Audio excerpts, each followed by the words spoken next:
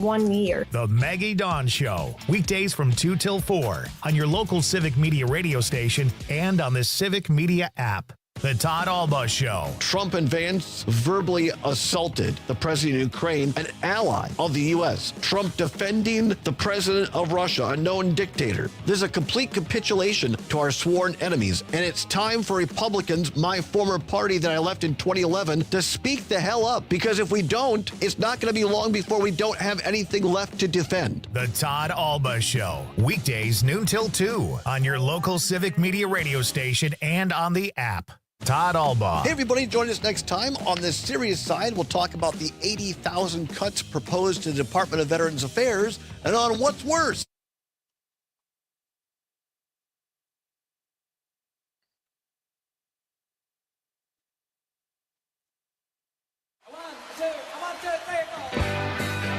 Broadcasting live from the Civic Media Studios in Green Bay, this is Nite Lite with Pete Schwaba, your inside source on everything entertainment from Wisconsin to Hollywood. Whatever gets you through the night, it's all right. And now, a guy who always looks ahead, even when parallel parking, Pete Schwaba.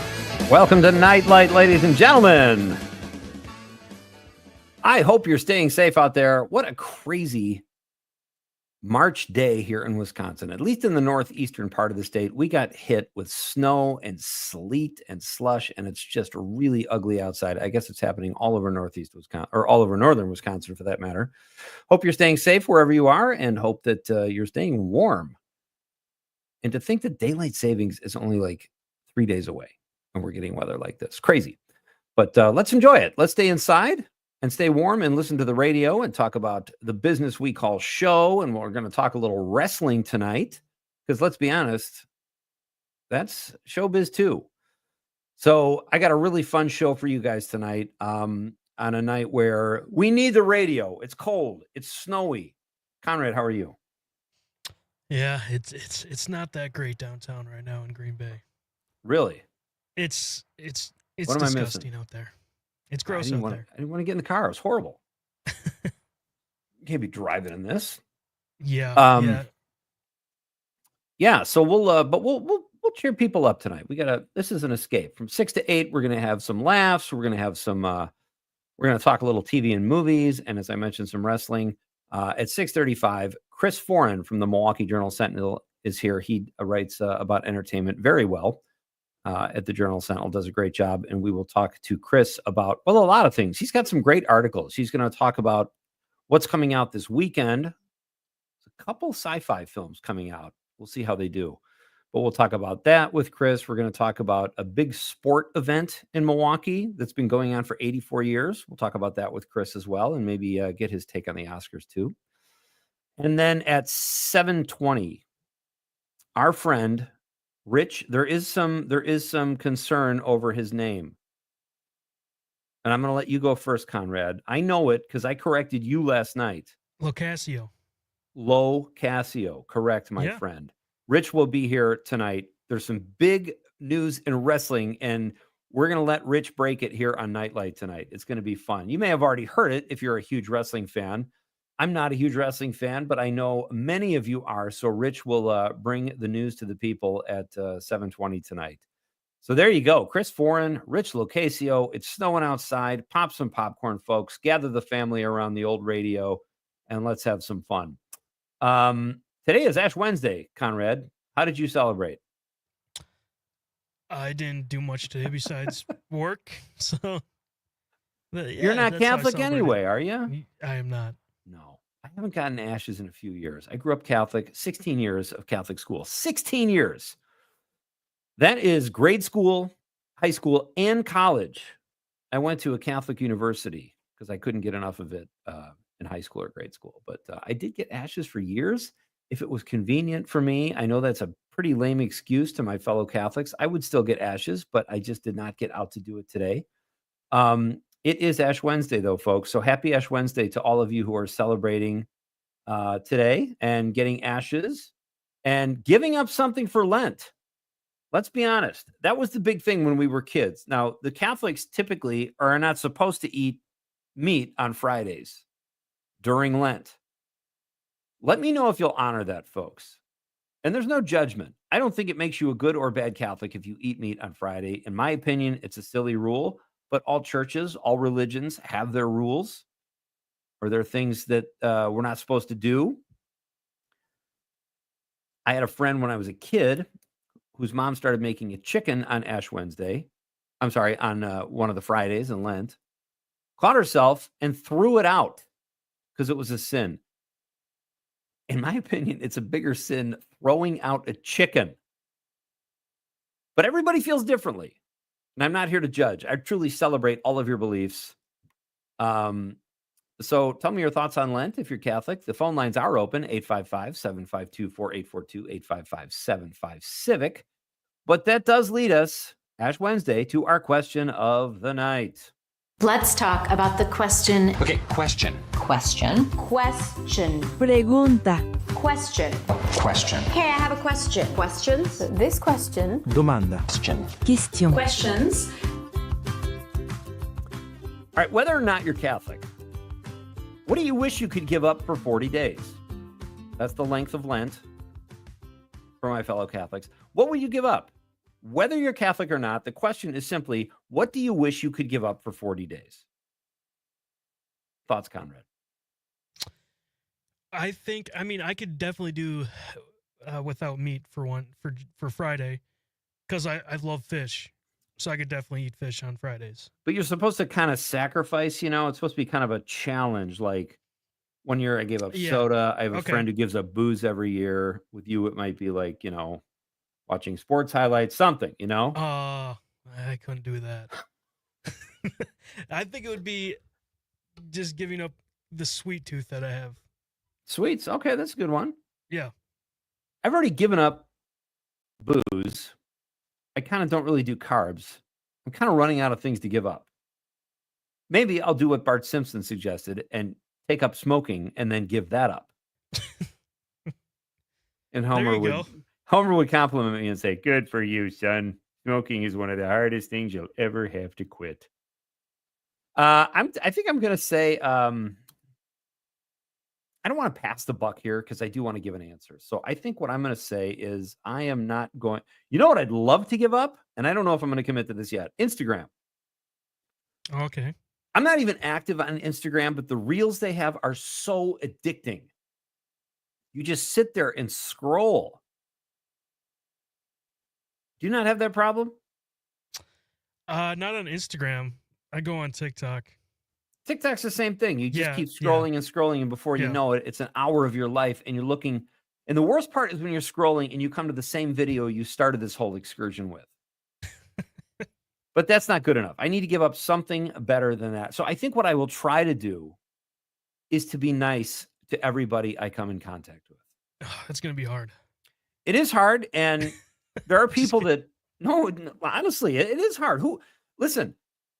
There are times I avoid people, and I don't want to do that. I want to try to bring some joy to people's days. I want to smile, make them laugh, talk. If they're my neighbors, I like to do that. I don't know if they always want to talk to me, but maybe that's what I'll do for Lent. Or I could try to go to church every Sunday. I don't know. I haven't done that in a while. But what do you think, folks? Would love to hear from you. What do you wish you could give up for 40 days? If you're Catholic, you can call it Lent. But otherwise, the question is kind of standalone. What would you give up for 40 days? 855-752-4842, 855-75-CIVIC. You could try to give up the old sex like Josh Hartnett did in 40 days or 40 nights, was it called? He tried to give up sex. I couldn't even. It was such a bad comedy. It was like in the early 2000s. I think I started it, and I couldn't even do it. I couldn't even get through it. Great to have you with me tonight. It is Ash Wednesday. It is also, I don't know if you saw this, Con, it's Cheese Doodle Day. National Cheese Doodle Day. Yeah. You might laugh, but about 20 years ago, when I was still a better practicing Catholic, I couldn't get ashes. So I grabbed some cheese doodles, crushed them up, and used the cheese doodle dust to give myself ashes. Went in a pinch. It's just nice that they share this day. National Cheese Doodle Day, Ash Wednesday, National multiple personality day. No, it's not. Yes, it is. Shut up. No. That's National Multiple Personality Day. The Mask. There we go. That's a movie that we could talk with multiple personality Wait. day. Jim Carrey. Was that the mask? Oh, he put on the mask and he became someone different, right? Yeah, yep. But did he have multiple personalities? Yeah, because he was a totally different person when he was in the mask. When he wasn't, he was kind of timid. Yeah, okay. Was that a good movie? Honestly, I saw it once years ago, and I don't know. I mean, maybe it's great. It never stuck with me, you know? I love Jim Carrey movies, so Yeah. it's still a really funny movie, but yeah, I don't think it got good reviews. I'm sure he's funny in it. Yes. So that's our question tonight, folks. What would you give up for 40 days? 855-752-4842, or you can text us on the app. Super easy to use. Conrad, how can people watch the radio tonight? Yeah, so if you go on Facebook, we're under WGBW, WISS, or Nightlight with Pete Schwaba. If you go on YouTube, Civic Media or WGBW. And on Twitter, it is Civic Media or WGBW. Very easy to do. Kind of a cool thing happened. A few months ago, we had Mike Cheslick on the show. He's a director, made a film called Hundreds of Beavers. If you have not seen Hundreds of Beavers, do everything in your power to check it out, folks. It's a black and white silent film about a fur trader who is tormented by hundreds of beavers. And the guys that made it are from Wisconsin. It just passed the $1 million mark at the box office for a film that costs like between $100,000 and $200,000 to make, which still sounds like a lot of money, but that's hard to make back. And these guys did it. Mike was the director, and I think co-wrote it with Rylan Brixton Hughes, his writing partner. I'll have to look that up. Let me make sure I got Rylan's name right. Rylan could not be on the show when Mike was on, but Mike was a great guest. We should try to book him back and see if we can find out what it's like having $1 million box office hit. That's pretty cool. And years ago, you know, if you made your money back, broke even, whatever, but this is going into, well, not Blair Witch category, but for a little comedy like this, it's a silent film, to do what this film was doing. It's really incredible. So if you have not seen Hundreds of Beavers, it is well worth a watch. It's like an hour and 20 minutes, really fun, moves fast, and you won't be disappointed. If you are disappointed, Conrad will give you your money back.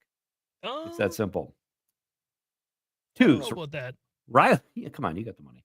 Rylan Brixton Twos is the lead actor. He plays Jean Kayak for Trader. And Rylan is very good at physical comedy. And Mike Cheslick is the director. We'll see if we can get those guys back on. And I think they co-wrote it, if I'm not mistaken. So we've got a lot to talk about, folks. How can you not on National Cheese Doodle Day? We'll come back. I'll read your texts. We'll talk about Alec Baldwin. There's Baldwin news and a new show I'm watching. You won't want to miss that. It's Nightlight with Pete Schwaba on the Civic Media Radio Network. Here comes my baby. Here she comes now. Walking with a love that's so, so fine. Never to be mine, no matter how I try. You'll never walk alone. And you're forever talking on the phone. And I try to call your name. You're listening to the Talk of Green Bay, WGBW, home of Mino and the Mayor. Hey, it's Amanda, and we all know that Northeast Wisconsin has some of the best events around, but trying to find them all can be tricky. So here at WGBW, we decided to do the work for you. Prevent boredom on any night by going to WGBW.fm and click events in the top right corner. You'll never have to spend forever scrolling to find out what's going on in your area. And if you got an event to share, hit us up by emailing info@WGBW.fm. We can work together to have real news and great conversation while giving you the 411 on what's happening in New Wisco. I'm Dan Schaefer. Let's recombobulate. Governor Tony Evers has released his budget, calling this the most pro-kid budget in state history. This is now the fourth time that Evers has put forth a budget proposal, and the three prior were all met with a similar fate. Republicans in the legislature rejected it entirely. Again this year, Assembly Speaker Robin Voss called the budget dead on arrival. To a certain extent, this is what we've come to expect from this era of divided government in Wisconsin. In previous years, Evers has eventually signed Republican-authored budgets and used his line-item veto powers to make certain changes.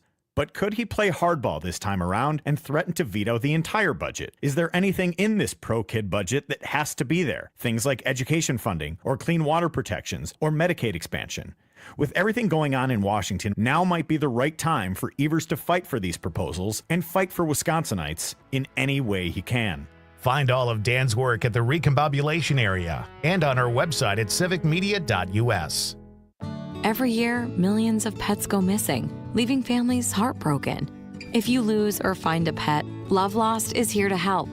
Our free, easy-to-use platform uses photo matching technology across multiple media platforms to bring lost pets home. Just upload a photo and quickly search the largest national lost and found pet database.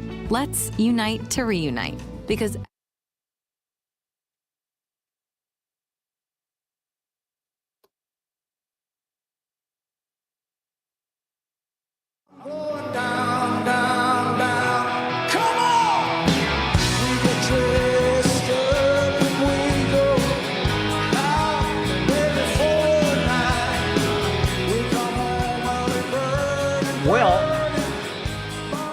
We are back. Great to have you with me on this snowy Wednesday night, depending on what part of the state you're in.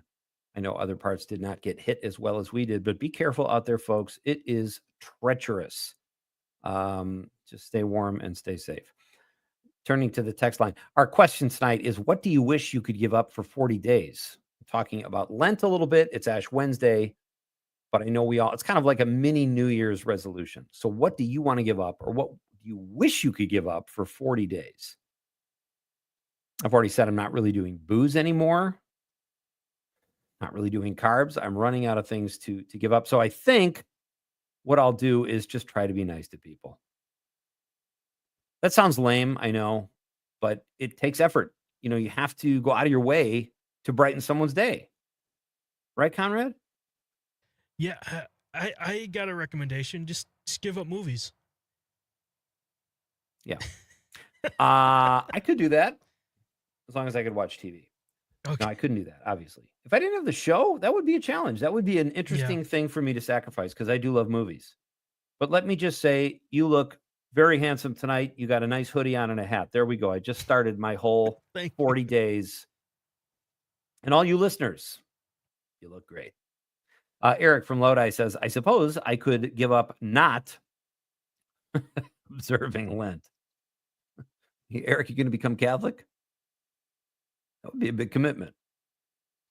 Eric from Lodi in the 608 says, I suppose I could give up not observing Lent. He also says, seriously, I should probably give up nachos for 40 days. Now, do you mean the chips, Eric, or like nachos with all the works on them? Because honestly, I think chips, and let's go to the next text, because Paula, Conrad's mom, is checking in from the 920. She says, I agree with Conrad on giving up the sweets, but also need to include chips. I'll tell you what, Paula, if I could, I would just give up chips forever. They don't have any nutritional value, or very little. They're so addicting. So kind of a theme there. Eric and Paula, both on the give up the chips bandwagon, but sweets are too tough. You're never going to give up sweets.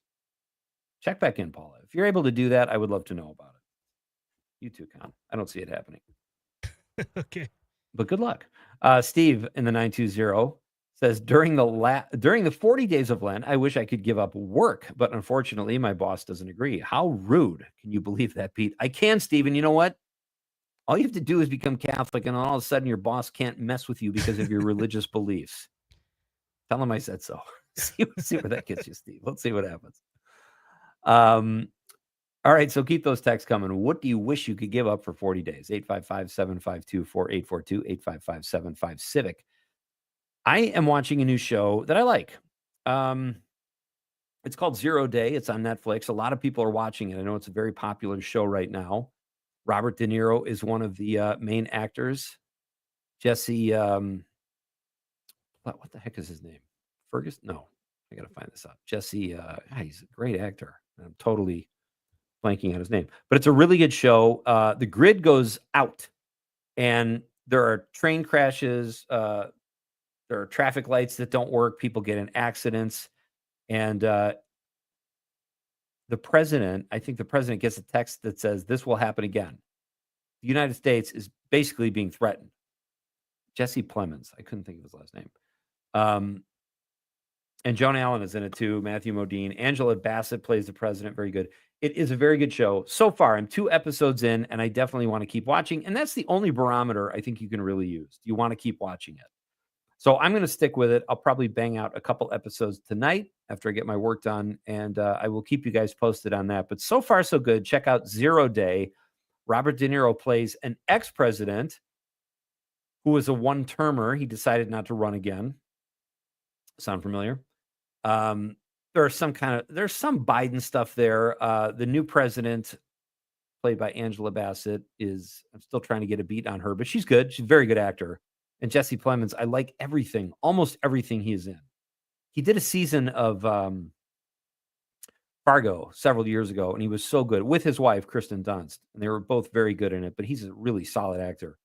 And he plays the assistant to Robert De Niro, who is living his life post-presidency. But he gets drawn back in to help lead this investigation into who is behind these cyber terror attacks. Check it out if you're looking for something to watch. I recommend it. I saw this too. You heard about what Alec Baldwin did like a couple of years ago, right? Yes, I mean, it's like 3 or 4 years now, but I can't even imagine doing something like that, like accidentally killing someone. Even though it's not your fault. I think the armorist was the one who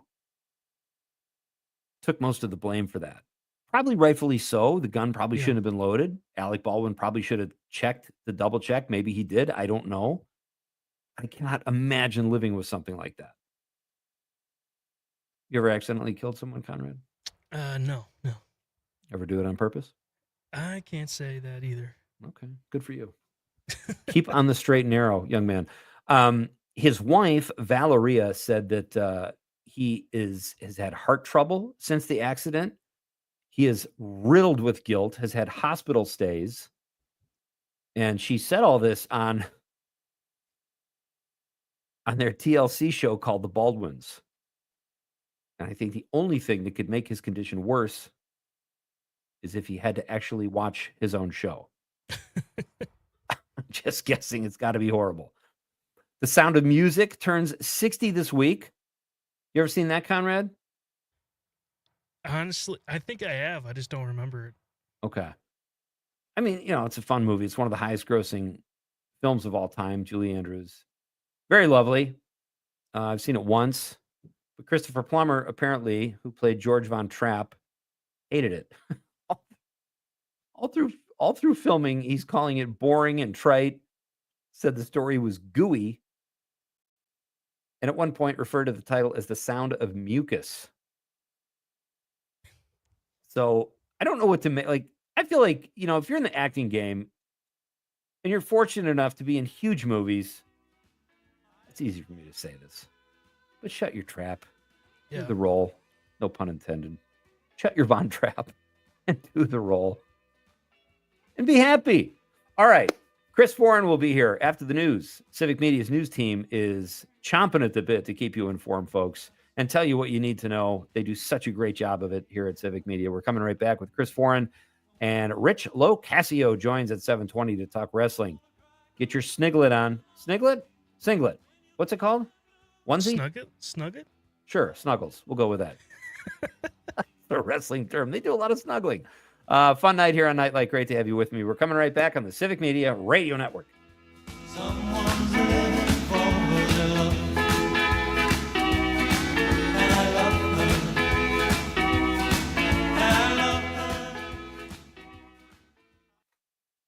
From Denmark to De Pere, this is 97.9 WGBW. You can always continue the conversation on social media. Share your thoughts when you find and follow Civic Media on Facebook, X, and Instagram. For 97.9 WGBW News, I'm Lisa Hale. An inmate from Dodge County Jail is missing. 30-year-old Alyssa Lehman, whose last address was in Green Bay, left the jail for work release on Tuesday and never returned. Lehman is serving a year in jail for fourth offense OWI. People with information are asked to call the Dodge County Sheriff's Office. Daylight saving time starts this weekend as we spring forward and set clocks ahead 1 hour. That means extra light in the evening, but it also means losing an hour of sleep. Children and teens are especially prone to the health impacts of getting less sleep, according to Dr. Casey Frymiller, a pediatrician with UW Health Kids. Sleep is so important for children because it helps them learn in school, manage their emotions, and have faster response times. Frymiller suggests families plan ahead this week by adjusting bedtime in 15-minute increments a few days before the time changes. Coming up in the next issue of New Wisco Weekend, we'll discuss the reasoning behind daylight saving time and why we spring ahead every year. Tune in Saturday at 8 and Sunday at 11 on WGBW or check it out through the Civic Media app. Green Bay Mayor Eric Genrich awarded 4 grants to organizations making a difference in the community Tuesday. Encompass Early Education and Care is a child care organization in the area. Legal Action of Wisconsin provides legal services to elderly.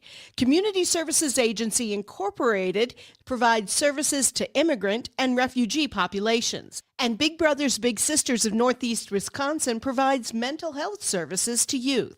They will all share in over $163,000 in funds distributed yesterday. I'm Lisa Hale, 97.9 WGBW News. For news anytime, log on to WGBW.fm.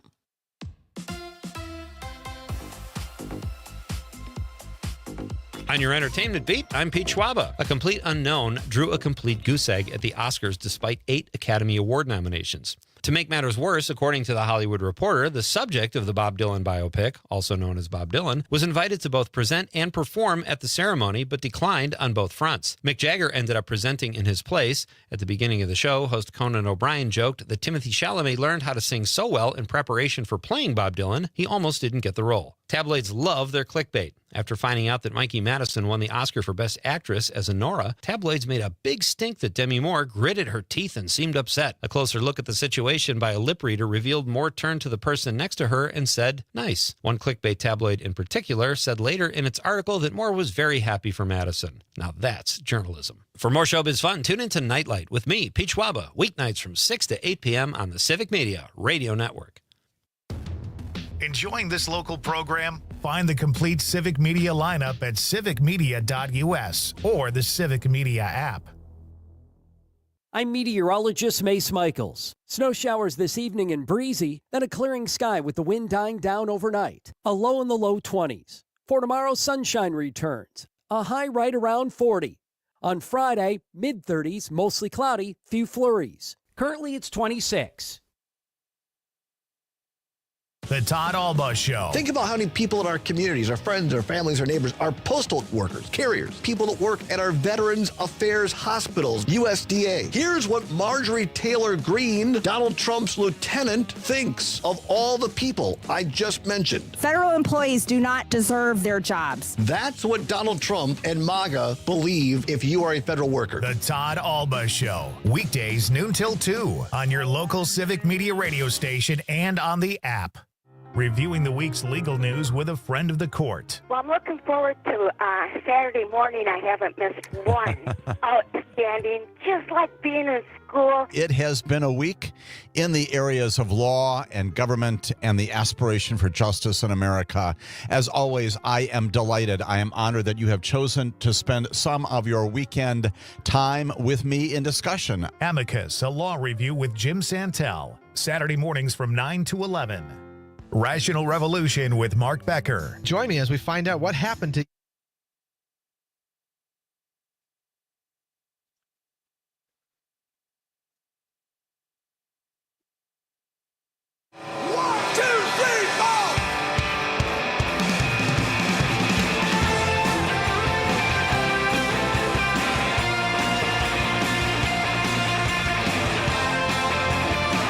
Welcome back. Great to have you with me on this Wednesday night, a snowy night, at least here in Northeast Wisconsin and Northern Wisconsin. But we'll get through it, folks. We'll talk about some show business, read some texts. Let us know what you would give up for 40 days or what you wish you could give up for 40 days.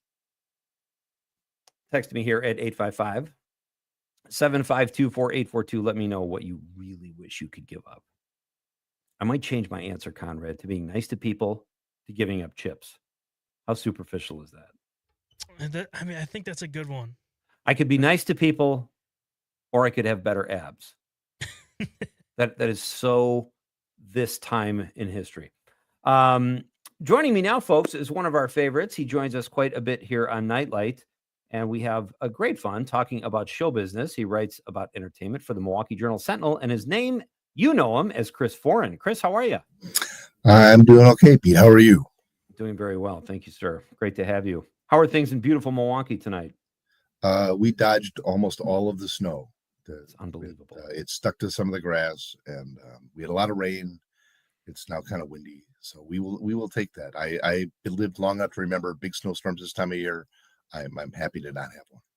I know my son is there and said, no, we're not getting it. But you know what? I think the last couple times you guys got hit, and somehow up north we missed it. Every once in a while that happens, but yeah, it looks like the tide has turned. Yeah, the Milwaukee meteorologists refer to it as the Milwaukee donut, where the snow goes around us but doesn't get to us. So, oh, you guys will get your just desserts if I have anything to say about it. Well, we are pro donuts, so that works out well for us. Milwaukee loves their donuts. Well, great to have you on the show. Hey, I was gonna, we talked about some of the things we talked about, but I saw this on IMDb Pro earlier. Hundreds of Beavers. Yes. The great little indie film shot in Wisconsin by guys who were originally from Milwaukee, Mike Cheslick and Ryland Tews, just passed $1 million in theaters. How do you like that? I think it's great. I feel like it's a story that I have not spent enough time on with the paper, but it's a movie that's sort of ground up, and it's a great example of a movie that people find and embrace, and it is goofy. And it's intentionally goofy, and there's something to be said for that. And everybody made a big deal out of Barbenheimer last year, but this is that same kind of thing. People find it and they connect to it, and they come back out to see it again. And that's honestly what probably the movies need more of.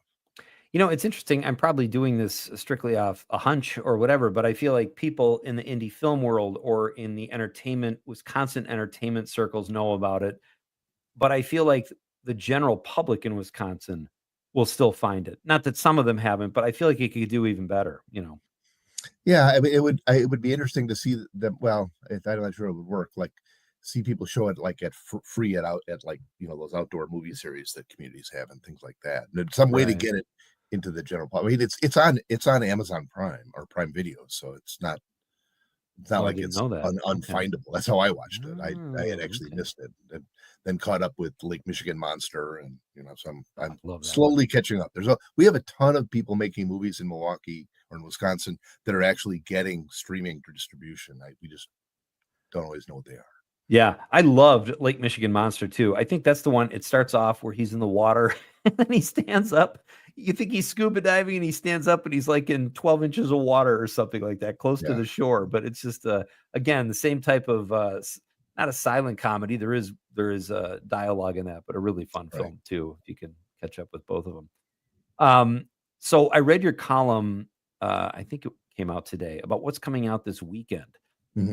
This is a big weekend for Bong Joon-ho. Has his new film Mickey 17 coming out. Yeah. What are you here? It's getting great reviews, but I've read a couple that weren't so great. Have you heard anything? I've heard the same thing you've heard. I haven't seen it. We stopped reviewing movies at the paper a while back, so I rarely go see things in advance because it's like graft for me. But I would guess that the negative reviews, because I'm trying not to read too many of them. I'd read just enough so I can tell people what it's about, and then I go see it. Yeah. My sense of it is that people expect it to be like Parasite, and that means they haven't seen The Host or what's the one? Even Snowpiercer. I mean, Snowpiercer. People might know the TV show. The movie's a little different, and The Host is a monster movie that is pretty funny, but has a very social edge to it. He's kind of yeah. Oh, sorry. Go ahead. No, we'll see. I mean, they're not. It doesn't look like they're expecting it to be a huge box office hit, which I think is smart. I think it's the kind of thing where people will respond to it or they won't. And we'll see. It's got Kenosha's Yeah. own Mark Ruffalo in it, so it's already a bonus. That's kind of cool. Yeah. I've never seen Snowpiercer or The Host. But I would think if you saw Parasite, and based on what I've seen from Mickey 17, at least on some of the reviewer sites, like they don't look at all similar. No, and well, I think Mickey 17 is a little bit structurally wackier. I mean, the Parasite has humor in the front end Yeah. that you forget when you see the second half of the movie because it's so raw. Horrifying. But the host, the host is about a monster that is generated from toxic waste that's dumped in this big river in Korea, and people trying to get away from it. It's like a sea monster movie, but there's lots of humor in it. And Snowpiercer's about a post-apocalyptic civilization where, as far as we know, all of humanity is living on this bullet train that's traveling around the world, and the poor people live in the back and the rich people live in the front, and the poor people try to strike back. Chris Evans is in it, of all people. And the TV series had Daveed Diggs, who's very good in the TV series, but they're a little bit different movies. And he's done the gamut. He's got a noir thriller, Memories of Murder. He's done different things. I think he's a really smart guy. Lots of social commentary in all of his movies, so that's the kind of the common thread. But The Host, I think I had to check it, but I think The Host is streaming. It's worth checking out. I would bet this is in more in that wheelhouse. And Pattinson can be very funny. It's clear from the trailer that both Ruffalo, that all the characters are pretty, over the top. So yeah, you never know how people can respond to that. I mean, that was that whole thing with Poor Things a couple years ago. Some people responded to it, and some people just did not. So I thought it was great. I thought, I've seen him in interviews too, like on talk shows. Bong Joon-ho, he's a funny guy. He's got a good sense of humor. He's a very funny guy. Yeah, very talented. What about Rule Breakers? That looks really interesting, but I couldn't tell. At first I read it sounded like a documentary, but then I saw it was in wide release, so I looked at it a little more. It's another one of these inspired by a true story movies it's about a group of young Afghan women who were recruited to join like a robotics team in Afghanistan at a time when, under the Taliban, it's probably now, when young women are not only not allowed to use computers, but they're not allowed to go to school. And it's based they say inspired by a true story. It's distributed by the Angel Studios, which does a lot of these inspirational movies. Some of them are more overtly Christian than others. They did that Sound of Freedom movie that was a big hit a couple years ago, and they've done the movie about Cabrini, about the Italian nun who helps the poor in New York. And so I had no idea what to make of it. I've seen the trailer. It looks like a lot of these kinds of very inspirational sort of movie, but the other big one opening this weekend in the Lost Lands, at least opening wide, David Bautista and Mila Jovovich. Not reviewing particularly well. Have you heard anything about that? No, it probably won't. I mean, it's the guy who made it, Paul W.S. Anderson, is the guy who made all the Resident Evil movies. Yeah, with Mila Jovovich, who's in it.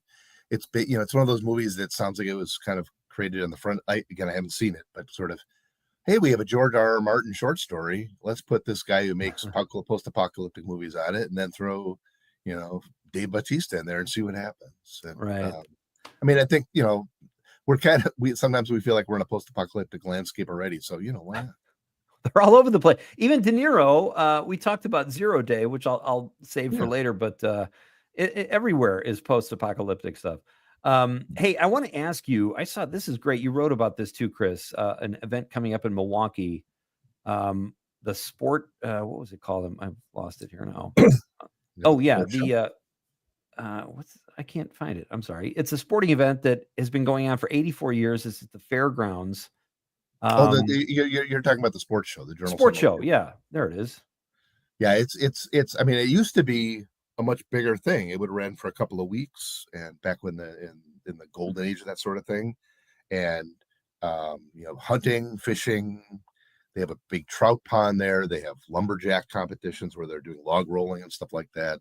A lot of fishing tutorials, lots of outdoor stuff. Okay. Usually historically it vies with the auto show for the worst weekend weather-wise of the year usually, but historically people used to come out for it, and they used to have, and I've written stories about this. They used to have a lot more animals at it, but they got a little. We have some pictures in our archives of, a couple of like 10-year-old kids, 10-year-old boys hanging out with a couple of bear cubs, which seems like a really bad idea. But it is very much, for people who go, it's very much a tradition. It's one of those things that has, that kind of seasonal marker for people in Milwaukee. Yeah, I was just surprised because I was reading this. I had never heard of it. I don't live in Milwaukee, and I never have. But 84 years, that's impressive. So Yeah, it that's goes back to World War II. So another. My guest is Chris Foran. He writes for the Milwaukee Journal Sentinel, covers entertainment, and we have him on the show quite a bit to talk about all things, not just entertainment, but all things fun. Chris, what is the Shamrock Shuffle? That was in your column recently too. As a local group called outfit called Swarm that organizes these. They're sort of like organized bar crawls, and you buy a ticket, and you go into a certain neighborhood, a nightlife neighborhood. I think this year they're in Walker's Point and Water Street in Milwaukee, and then you get discounts on stuff, and there might be a deal here or there, and they usually when I wrote that they hadn't sold out. I wouldn't be surprised if they've sold out by now. They're usually very popular here. So I think it's hilarious. I'm not saying they don't exist outside of Wisconsin, but I feel like a bar crawl is like a sport here in our state. And it's a competitive sport. Yeah. When I was in college, I worked with a guy who did a one-person bar crawl. He lived at UWM and he worked at Marquette, and he had a drink at every bar between work and home. I don't know if he ever survived it. Honestly. He might have a problem. I don't know if that would be. Well, I think he didn't have a problem. He perfected it. So, but he just got really good at it. Okay. So we have a kind of a fun thing, Chris. I want to do this with you, and you're a good sport. You said that you would be willing to take an Oscars quiz. Just kind of we'll put a little button on the Oscars. We'll give Chris kind of a fun little quiz about some of the things that happen. It's not going to stump you or anything. But before we get to that, I would love to talk a little bit about TV. You said you're watching Zero Day. How are you liking Zero Day so far? I've actually watched the whole thing. Nice. I didn't love it. Okay. I am a big I am a big 70s conspiracy movie fan. Parallax View, 3 Days of the Condor. I love that stuff. One of my favorite of the Marvel movies is the Captain America, the Winter Soldier, because it feels exactly like that. These are wait a minute, somebody in charge is involved in this. Right. And there's the twists are okay. They're a little, I was surprised by the number of them that weren't clean, tied up. I'm very old school about that kind of thing. Right. The performances are fine. I mean, Lizzie Kaplan plays De Niro's daughter. She's a congressman. He's a former president, and they don't agree on anything. And everybody has so many secrets, Right. It's kind of depressing, striking, and it's like they one of the recurring themes in the movie is that they can't get anything done in government, like they haven't passed a bill in 18 months. And it's like, I know why they can't pass a bill, because they've all got all these secrets they're trying to keep secret, so it's just a whole big cover up. Well, now I'm not as excited to keep going, but I will keep going with it. The best thing about I will watch anything that's 6 episodes. I can sit through that. Yeah, no kidding. Chris Foran is here. We'll have more with Chris after a very short break here on Nightlight with Pete Schwaba on the Civic Media Radio Network.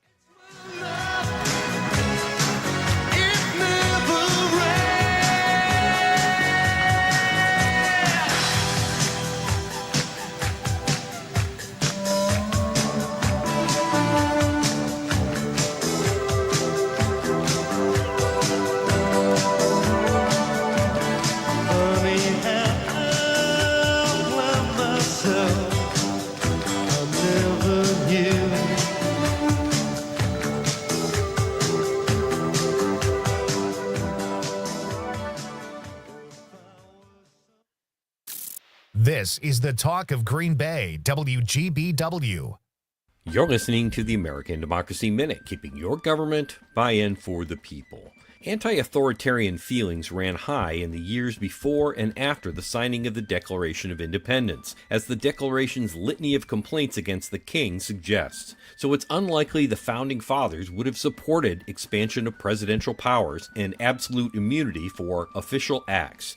The July 1st opinion from the so-called originalist members of the U.S. Supreme Court invokes Alexander Hamilton's Federalist Papers vision for a vigorous and energetic executive. Without that, quote, the president would be chilled from taking the bold and unhesitating action required of an independent executive. But that's not the whole story. Three other prominent framers of the U.S. Constitution, James Madison, Benjamin Franklin, and George Mason, feared the opposite and pushed for a multi-person executive council to decentralize power. Ultimately, they compromised, stipulating that the president should seek advice and consent from the Senate for appointments and treaties. Constitutional Convention delegate James Wilson said during debates on the Constitution, "Sir, we have a responsibility in the person of our president. He cannot act improperly and hide either his negligence or inattention. He cannot roll upon any other person the weight of his criminality." He continued, "Far from being above the laws, he is amenable to them in his private character as a citizen and in his public character by impeachment."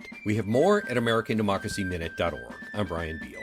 America is kept safe because the Army National Guard responds, protects, and supports our nation when it needs them most. The Army National Guard responds to disasters such as wildfires and floods. They protect us with missile defense, cybersecurity, and civilian support teams for chemical, biological, and radiological hazards. Be there for your community and your country. Visit NationalGuard.com to learn more about part-time service.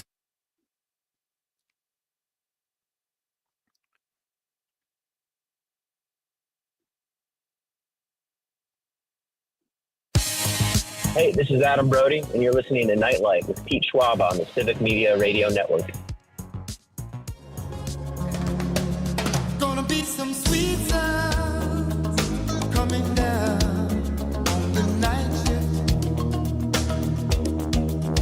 We got a text on the stream from someone named Scratch Dumont. Even if that's an alias, it's awesome.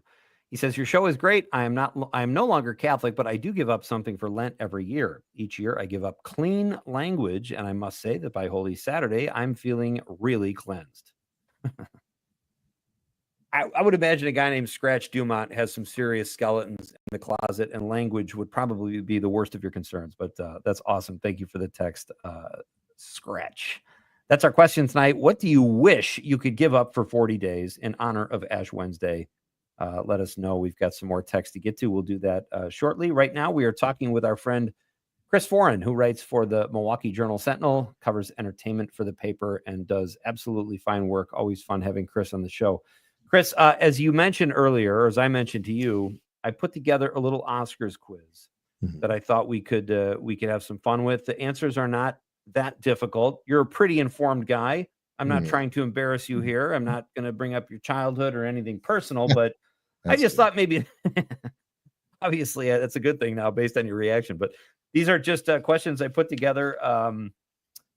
So if you're game, let's do it. Go for it. All right, Conrad, you get the bell ready? Oh boy, a bell. There's a bell, Chris. We have all the high tech stuff here. I'm impressed. Conrad stole that from a Days Inn check-in counter, so we have that ready to go. All right, Chris Foran taking the Oscar wrap-up quiz. What Oscar winner almost broke the record for longest acceptance speech? Almost broke the winner? Broke the record. I thought Adrian Brody broke the record. He apparently, I'm told, he missed it by 1 second. Is the correct answer then? That was the correct answer, but they say that Greer Garson had the longest one. Oh, who is it? Greer Garson. Is that supposed to be the longest one?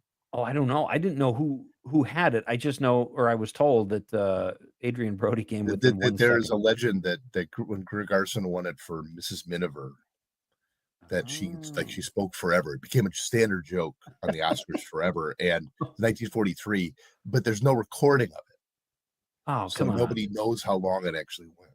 So. I wonder. Do you think it meandered like Adrian Brody's did? I guess we'll never know. What I've read about it is that you just kept talking, and in those days it was kind of a dinner. It wasn't, a big thing like it is now. I mean, it wasn't that way until television. I mean, they used to do it back during World War II. They even toned it down a little because they didn't want it to seem too showy. Oh, wow. Okay. All right. Well, we're going to give you that one. You got it right, obviously. The question was not, thank you for holding off, Conrad, until you got confirmation. We consider ourselves journalists here too, Chris, believe it or not. Okay. What comedian actor surprised everyone by showing up wearing a hoodie? That'd be your Adam Sandler. Conrad knows that one. Conrad knows all things Adam Sandler. He is he's as much into Adam Sandler as he was the Hawktua girl, but Adam Sandler never tried a pyramid scheme, so he still follows Adam Sandler. Probably for the best. Probably for the best, exactly. What two Best Picture nominees, despite multiple nominations, went home empty-handed? Which two? Well, Complete Unknown was 0 for 8, I believe. And, correct. The other one, Nickel Boys? Very well done, Mr. Foreign. Outstanding. I actually thought there was one more, but I couldn't remember. That one of those it is interesting how even though there was one there was a big winner in Nora, they did kind of share the love. So spread the love around. Yeah, I would say so too. I didn't know that actually when I was looking up questions for this quiz.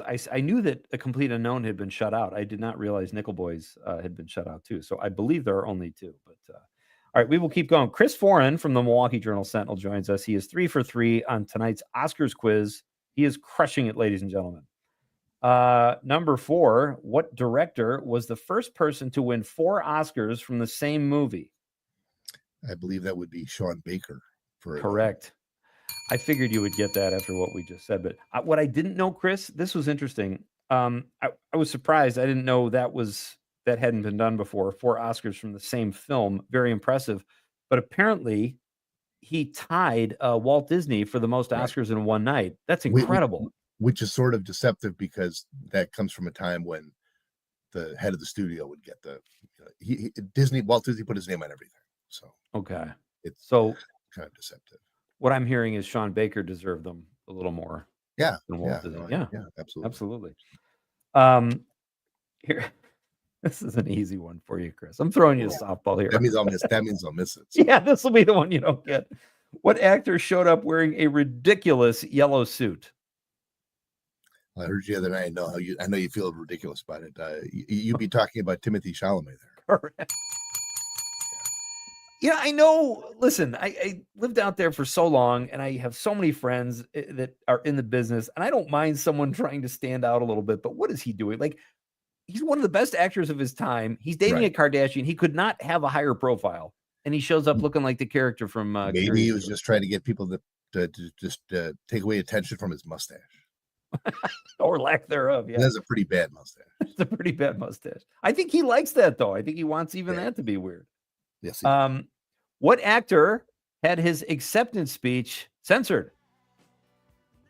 Kieran Culkin. Oh my gosh. 6 for 6, buddy.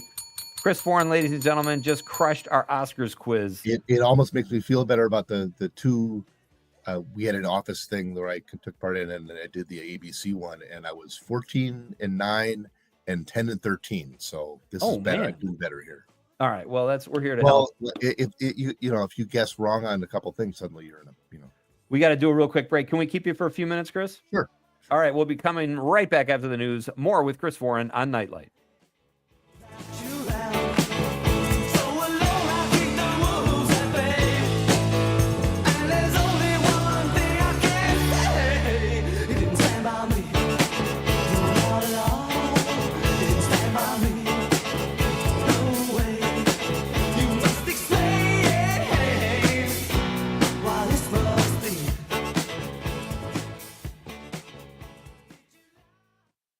From Ashwaubenon to Alloway, this is 97.9 WGBW. Time to spring ahead. Why does daylight saving time exist? I'm Lisa Hale. And I'm Jerry Barr. Good time for a nap. One expert weighs in on the next new Wisco weekend. Saturday mornings at 8, Sundays at 11 on WISS and WGBW. At National Geographic Society, we believe in the power of wonder. It drives us to explore, pushes us to see the world differently, moves us to action. And we believe that today, wonder is more essential than ever. Wow. That's why we're supporting a new generation of explorers to ask big questions, make breakthroughs, and bring the future closer. Wonder awaits. Will you join us? Visit natgeo.org/wonder. This is your local Civic Media radio station. Want to hear even more? Anytime? Find all of it at civicmedia.us. This is 97.9 WGBW Denmark, Green Bay's real news and great conversation, a Civic Media radio station. ABC News, I'm Dave Packer. A better day on Wall Street after President Trump said automakers would get a one-month reprieve from the tariffs he's imposed on Canada and Mexico. ABC's Elizabeth Schulze. Nice to talk about a little bit of green on that Dow board versus the red that we've been talking about the past 2 days. And it does tell the story of exactly how closely traders in the stock market are following each and every development on this trade war right now, including that exemption that was issued midday today by the White House. Cuts coming to the VA. Secretary of Veterans Affairs Doug Collins says the agency is planning to cut 15% of its workforce, some 72,000 government employees, in conjunction with Elon Musk's Department of Government Efficiency. Top Trump officials, including Vice President J.D. Vance, visiting the southern border, taking an aerial tour, and today visiting an immigration detention facility before holding a border roundtable with local and national participants. This is ABC News. The 2025 draft is almost here, bringing in guests from around the world for this once-in-a-lifetime event. Enjoy ultra-high-end luxury with Simple Life Hospitality's NFL Draft Homes. Available to fit all budgets. Experience hospitality at its finest with concierge services like private chefs, transportation, grocery delivery, and daily excursions. Doing a corporate retreat? Have your company host a party at a draft home in walking distance to Lambeau. Visit SimpleLifeRentals.com and make the most of this unforgettable event.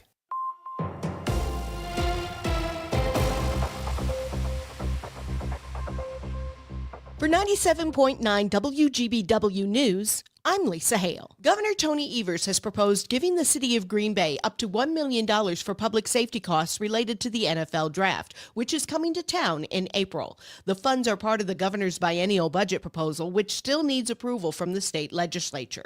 Green Bay Mayor Eric Genrich says the city expects to spend well over $1 million just covering overtime shifts for police and fire departments during the draft. State Senator Jamie Wall had asked the governor for more money to also go to Schwaba and Brown County, but he says he considers these funds a win. The NFL draft is expected to bring 250 to 300,000 people to the Green Bay area. The Green Bay City Council approved plans for the redevelopment of some land along the Fox River during its meeting Tuesday night. The plans are contingent upon moving the coal piles from their current Mason Street site to the former Pulliam Plant Power site. C. Rice, which owns and manages the coal piles, is one of the 8 parties interested in the Pulliam site. C. Rice wants to purchase it for $3.5 million or lease it for 25 years. Alder Brian Johnson suggested an amendment to the Memorandum of Understanding with C. Rice, stating that if Brown County does not choose the company for the Pulliam site, the Memorandum of Understanding will terminate. I don't want these conditions to exist in perpetuity, and because I think if the RFI is not selected in advance by the county, I think we need to reset the table and talk about, how this MOU might change to accommodate whatever new proposal might come.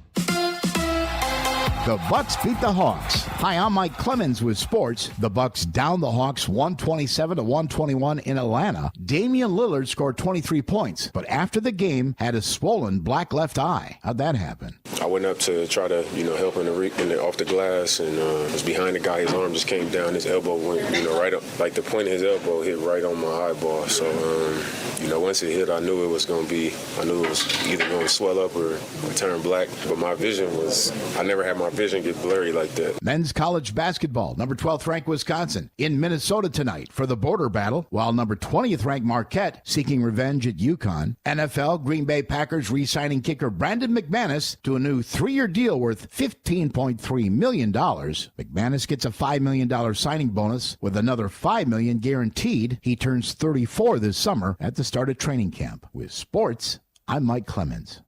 I'm Lisa Hale with WGBW News. Your news in depth. Find it in the news section at WGBW.FM. I'm meteorologist Mace Michaels. Snow showers this evening and breezy, then a clearing sky with the wind dying down overnight. A low in the low 20s. For tomorrow, sunshine returns. A high right around 40. On Friday, mid-30s, mostly cloudy, few flurries. Currently, it's 26. Nothing you could say could tear me away from my dog. My dog is shallow, y'all. Hi, I'm Smokey Robinson. When you adopt a shelter pet, you not only bring joy and love into your home, you also give another animal the chance to experience that special bond. Join me in supporting American Humane Society and their incredible work to help our most vulnerable friends. Together, we can make a real difference. Donate today at AmericanHumane.org. The Todd Alba Show. Trump and Vance verbally assaulted the president of Ukraine, an ally of the U.S. Trump defending the president of Russia, a known dictator. This is a complete capitulation to our sworn enemies. And it's time for Republicans, my former party that I left in 2011, to speak the hell up. Because if we don't, it's not going to be long before we don't have anything left to defend. The Todd Alba Show. Weekdays noon till 2 on your local Civic Media radio station and on the app. Dom Selvia. Next time, we will review the Marquette University Law School polling. Also, can cod liver oil and vitamin A cure the measles? Plus, what demographic is the president losing bigly? Tune in.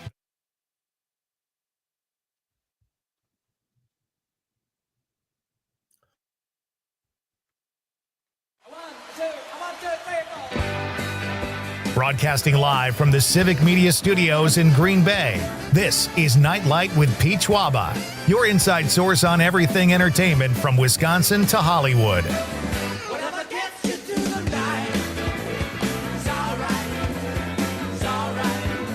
And now, a guy who once planted evidence so he could make a citizen's arrest, Pete Schwaba.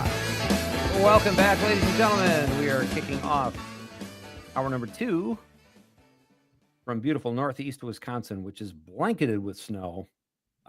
This will be around at least for a few days. It's supposed to get into the 40s, but stay safe out there if you are on the road, and stay warm, ladies and gentlemen. Curl up inside and listen to the radio. That's what I say. We will get to your texts very shortly. The question tonight is, what do you wish you could give up for 40 days? Whether you're Catholic or not, it is Lent. And I'm just very curious as to know what people would give up if they could for 40 days. It's so hard to do. I think especially as we get older. Right now, or at 7:20, Rich Low, Conrad, help me.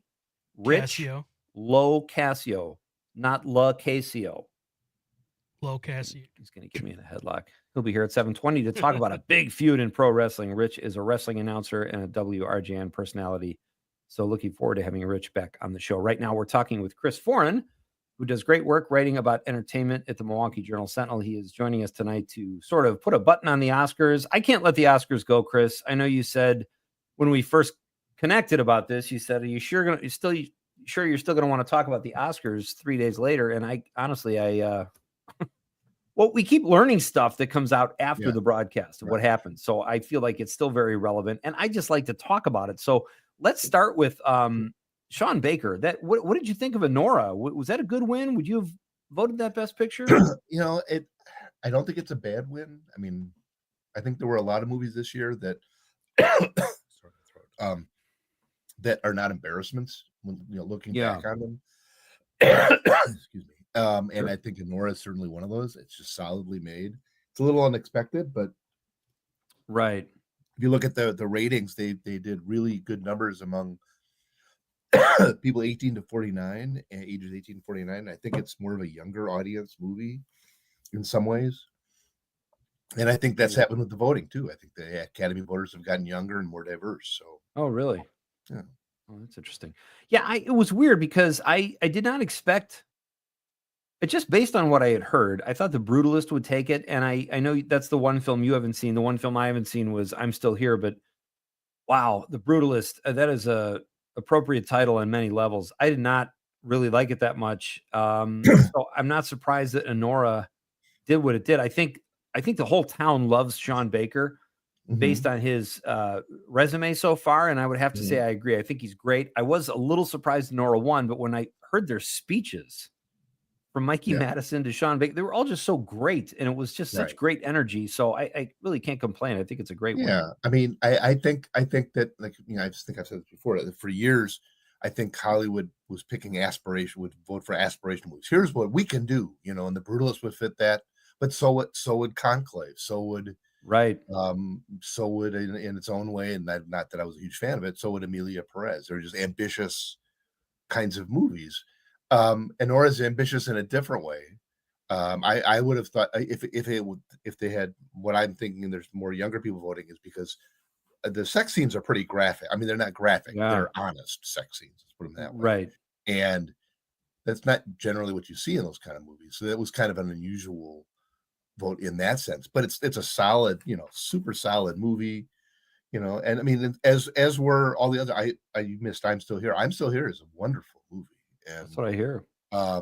I feel like, there were hardly any movies in that 10 picks that were a crash type movie. I mean, even Wicked would have been an okay selection. It's really well done, super solid. I think when you were talking with Matt Miller the other day, you guys were talking about that being a thing they might pick next year, which would make total sense. That happened with the Lord of the Rings movies. They didn't give it to the third one, Right. but I mean, and I also think that when we had a film critic at the Journal Sentinel, he would say he gave a subconscious half star to movies that had a Wisconsin element to it, and I always thought I would give an extra half star to movies that make you feel like not hopeless, and Honora is a movie that gives you a little bit of hope at the end, as do a bunch of these other movies. So, Well said. Do you have a film, like, if you could choose, Chris, that you would have preferred one, and another film that you just couldn't stand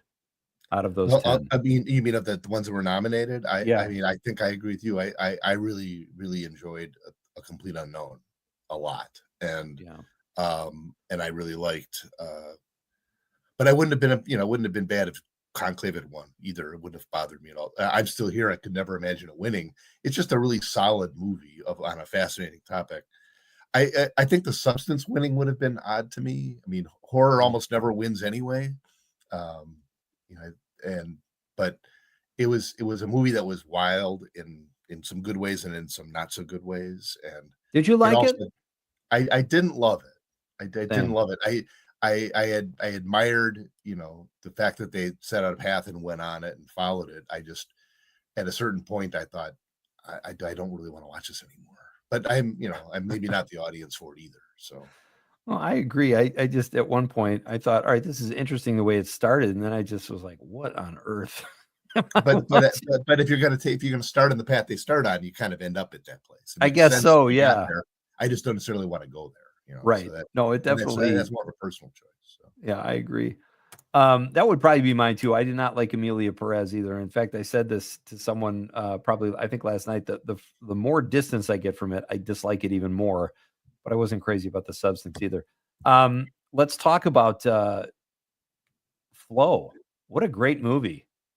Won the best animated Oscar. It is a wonderful movie. I have a friend who sees more movies than I do, and she was surprised that she had an animated movie in her 10 best list, but Flow was near the top of her list, and I can't disagree. It's a movie that is just charming and solid, really artful, but not aggressively so, not in your way. And there's messages if you look for them, but you don't have to look for them. And right. And it's actually, I think, it might be coming back to the AMC Theater in Milwaukee. I know it's streaming on Max right now. Yeah, that's where I watched it. Yeah, great movie. And you're right, it's just entertaining on every level. Chris Foran is my guest. He writes entertainment articles for the Milwaukee Journal Sentinel and joins us here quite frequently on Nightlight. One more show I want to. You said you haven't started watching Reacher yet, correct? I watched the first episode. Okay. So were you? I liked it. I was kind of like, whoa, how are they going to get out of this one? And I won't spoil anything, but how do you? I did not like season 2 of the show. I liked season 1, did not like season 2, and this one so far is decent. Well, in the first episode, and that's not a huge spoiler. Yeah. It starts out like this seemingly disastrous situation, and all I could think of was, boy, that's not the Reacher character at all. And of course, it's not. So right. I will say anything I say about Reacher, I have to preface by saying that I am not a hater of Tom Cruise in that part, like almost everyone on Earth is. I'm not I either. I think Tom Cruise is fine in it. I mean, Yeah. I think that the guy who's in it now is great, and it definitely that's the character in the book is this big homunculus of a guy, but what makes that a character so compelling to me is that he's just unrelenting, and I like I said, I've only seen the one episode. I like him. I think sometimes, like I said, I really like the first season, but same thing. Okay, how far deep can you dig a hole and then get out? It's like those 1940s B serials where the hero dies literally at the end of every episode, and then you realize the next episode, oh, he jumped off the train in time. Right. I'm with you, and I like Tom Cruise too. I think there's room for both different Reachers. He's just kind of a different character, even though this one is closer to the book. I've not seen Daredevil. I don't know that I'll watch it, but for those listening, how do you feel about Daredevil? Well, it's a different tack. I'm a big fan of the villain from the first season was a character called Kingpin, played by Vincent D'Onofrio, who I just love. I love it. Yeah. And he's back in this one, and this time he runs for mayor, and in the first episode he gets elected mayor. And there's lots of present day parallels and not parallels, and the Daredevil character has decided to stop being a masked vigilante, and how long can that happen, and how long can he do that? And it's the first series was very good. It was very good, and the character is very good. So, is it something you would recommend at this point? Yeah, I think so. It's very violent. I think a lot of people are fed up with Marvel. I am not, but I get why, and it's really not part of that. It's part of a grittier version of that. But you can also, if you have Disney Plus, where you can also watch the first season and make up your mind from that too. So. Okay. One more thing I wanted to mention to you that I forgot while we were on movies. September 5. I really enjoyed it. What was your take on that, especially with your journalism background? I wanted to ask you about that. I thought it was a great way to approach it. As somebody who watched that, I was 11 when those games were going on, and remember the first time I ever heard that East German or that German police siren, European police siren thing. I still, every time I think of it, I think of Jim McKay doing the Olympics, and I thought it was good. I thought the fact that they didn't have like a solid answer to the ethics of it was good. Yeah. If you think about it hard enough, Peter Sarsgaard, who is great in every single thing he does, he's really good. The guy who's this ABC Sports guy who's running Herd over the whole thing. He ends up becoming head of the network later, and becoming a big wheel in American television. And he was the one who said, "Yeah, let's just run with this, even if we don't know what we're doing, and let's run this, even though we might be showing terrorists what's going on." And it's kind of the beginning of. It's one of those steps where you say, "Okay, here's how television encroaches on real life." Right. It was interesting to me because I don't have a journalism background, and I loved when my favorite moment, I think, in the movie was when New York wanted to take the story because they were just sports reporters, and they said, "No, we're here." And I'm like, "Yeah, that probably would have happened." So really good movie. Love the look of it. Chris, thank you so much as always for your time tonight. Always fun to get your insights. Great way to crush the Oscars quiz, man. You taught us a lesson. Glad I studied. Chris Warren, check out his work at the Milwaukee Journal Sentinel. Have a great night, Chris. Thanks so much. You too. Thanks, Pete. Thanks for having me. Always, buddy. Conrad, what should our quizzes be harder? No, I think we always just try have to smart make our guests guests, feel right? good, Yeah, I think you're right. I can live with that. We got schooled, but that's okay. Coming up in just a couple minutes, folks, we will welcome Rich Locascio, and I will read your texts. Our question of the night is, what do you wish you could give up for 40 days? We're coming right back on the Civic Media Radio Network.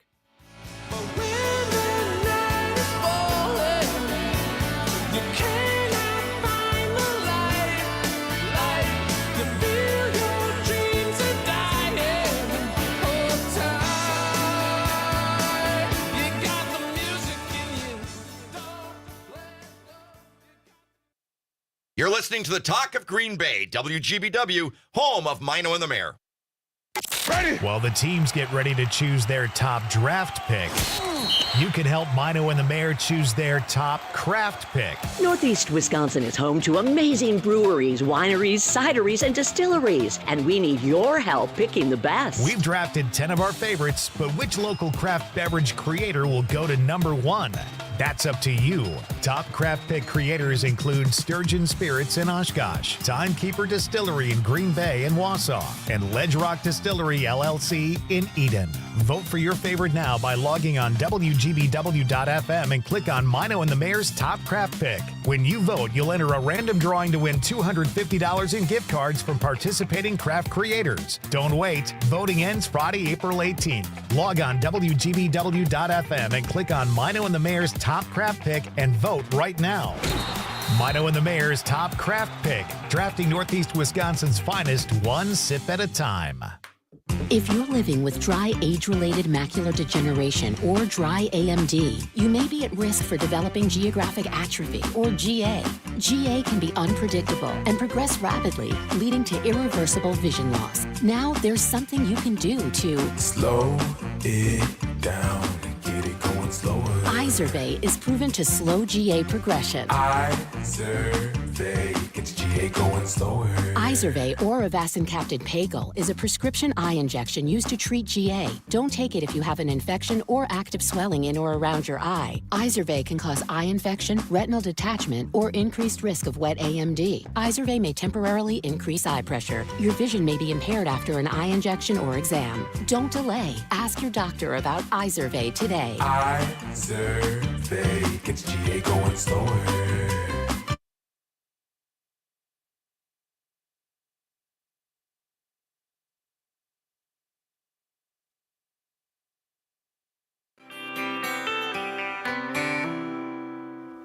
There's a problem, feathers, iron, bargain buildings, weights and pulleys, feathers hit the ground before. Our question of the night is, what do you wish you could give up for 40 days? Lent is upon us, and whether you're Catholic or not, we all have something we want to shed or not be addicted to or give up.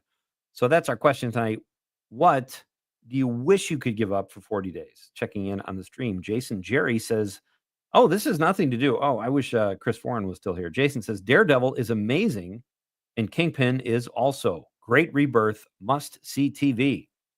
I will have to share that with Chris. Thank you, Jason, for the text. Conrad, did you see you're watching Daredevil? I watched the first episode last night, and it was really good. I enjoyed it. Oh, cool. All right.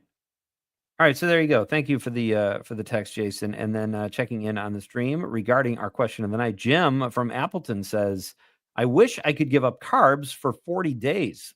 Then there would be nothing. Then there would be nothing to eat. Well, you could eat other stuff, Jim. The carbs are delicious. That's the problem. Eric from Lodi said earlier he would give up nachos, and I asked him if he meant nachos with the works or just the chips themselves, and Eric says, oh, nachos with the works. Again, that's the best part of said nachos. I think you would agree with me, Eric. Eric also says, love The Sound of Music. Yeah, a lot of people do. One of the top 10 grossing films of all time. It's just the lead actor who didn't like it. George Von Trapp. Thanks for the text, folks. Keep them coming. We'll read them on the radio as they roll in. Great when you guys are part of the show. Phone lines are open. Text line is open, 855-752-4842. You might want to chime in if you have an opinion as I welcome my next guest to the show. I love this guy. He's a great guy. Big-time wrestling fan. He is a radio personality down at WRJN, part of the Civic Media family, and we always have fun when he is on Nightlight. Ladies and gentlemen, it is my pleasure to welcome Rich Locascio. Rich, how are you? What's going on, Pete? Not too much. Look at you, man, a lean, mean fighting machine. Man, I'm feeling good. I'm doing good. So, hey, life is good. All right, so tell us, this kind of goes hand in hand with our question tonight. If you could give something up for 40 days, what would it be? You've obviously lost some weight. You look great. Thank you. How did you do it? How did I do it? I was just hearing what you were saying about Jim's comment about giving up carbs. I've pretty much done that. So yeah, I tell you what, it works. I'm on a program, been on a program since the beginning of the year, and it's been fantastic. I tried to give up eating altogether, and it lasted about Don't do that. No. 4 hours. That's about as far as I went. I mean, So intermittent fasting's good, but no, you got to eat at least sometime. I tell people that, like, you got to eat sometime during the day. So you've done no fasting or anything like that. It was just pretty No. much primarily giving up carbs. Are you doing keto or are you doing like just a sensible diet? I'm doing more of a lifestyle change. Keto is a part of it, but Okay. I'm focused on probiotics. I've been drinking alkaline water for years. I'm just focused on, especially since I just turned 40, it's like I want to be healthier. I want to make Yeah. good changes. I want to be on this earth for a little bit longer. So with that, it's like, okay, instead of throwing caution to the wind, it's like, let me take care of myself and let me make this work. And so far it has been working. That's incredible. So, all right, and I'm sorry to keep pressing you for details, but you said you Oh, you're gave good. up, you did a little fasting, but mostly it was carbs. Do you have a plan, Rich, like where you give up carbs during the week or a certain time of day? How'd you do that? So basically just eating small meals throughout the day. Okay. I'm on a program where I do fuelings 2 to 3 hours a day, and I do 4 fuelings a day. And then 2 of my other meals are what are called lean and green meals, where I'm eating, let's just say, for instance, 6 ounces of chicken and then 3 servings of vegetables. So either some raw spinach, some broccoli, some cauliflower, some green beans, stuff that are not high in sugar or high in carbohydrates. And it's really, really been working. I gotta tell you, I've done keto myself. I try to do mostly keto during the week and then eat sensibly on the weekends. But you just said vegetables. Like, are those Yeah. considered like low carb? I know some of them are more than the others, but that's Yeah. a thing, right? I mean, you can still eat vegetables and stay low carb or no? Yeah, you can still eat vegetables and still stay low carb. I mean, you got to be sensible about it. And basically, you're giving your body the fuel that it needs to progress steadily throughout the day. So, Okay. I know some people are like, well, carbs is the enemy. You got to avoid the carbs and everything. Yeah, a lot of high carbs, a lot of, high sugars, a lot of the processed foods. I mean, need I say more about that? But Yeah. the fact of the matter is like, okay, you put the right fuel in the tank, good things are going to happen. Rich, do you do drugs? No. Kidding. What is you mentioned alkaline water before? What is that? Yeah. I've never So heard of that. alkaline water, I get this local grocery store, but you can get them at any grocery store nowadays. So it's specially engineered to where it has a higher pH level than your typical spring water, tap water, because naturally spring water, tap water tends to be a little bit more acidic. But with alkaline water, it's almost like the complete opposite. So the great thing about it is it regulates your digestive tract as far as like, if as long as you're taking care of yourself, you're drinking alkaline water, consistently throughout the day, you're going to notice a difference as far as like, how your body processes different nutrients. All right. One more question for you about the Sure. eating, because I'm very impressed with what you've done. And I've been trying to get back in shape and I yo-yo, I'll drop 20 pounds and I'll put 10 back on. And I don't think that's healthy either. But what No. do you say? And I know you're not an expert, you're not a nutritionist, but you're a guy Right. who's managed to do this so far and had success. For people listening, and maybe they would use this as 40 days of trying something. It's a perfect opportunity to do that. But how would you tell someone to start? Because I think that's the hardest thing. I'm going to have one more big meal, or I'm going to have one more 6-pack of beer, or whatever it is. How do you start? It starts with a decision and a reason as to why you want to do it, not just, oh, I want to impress my friends, or, oh, maybe I can lose 5 to 10 pounds. No, there's got to be a solid why behind what you do. And when you find that, when you figure that out, it's really going to motivate you, self-motivate you to just go and do it. And it's not just a 1-week thing. It's not just a 40-day thing. This is a lifestyle change for me. So, and already I'm seeing the fruits of my labor. I love it, man. I'm proud of you. Great work. you. And thank you for sharing what you've been able to do. So that's all we have time for. No, I'm kidding. We have, all right, Rich Locascio is here. He is going to talk to us about a feud in pro wrestling. And you sent me a video, Rich. I love this. It was so fun to watch. We're going to break that down. It's John Cena. It's The Rock. It's Cody Rhodes. We're going to get into all of that after the news with the man who knows it all when it comes to pro wrestling. This is Pete Schwaba and Nite Lite on the Civic Media Radio Network. City traffic's moving way too slow. Drop the pedal and go. Go. Go. We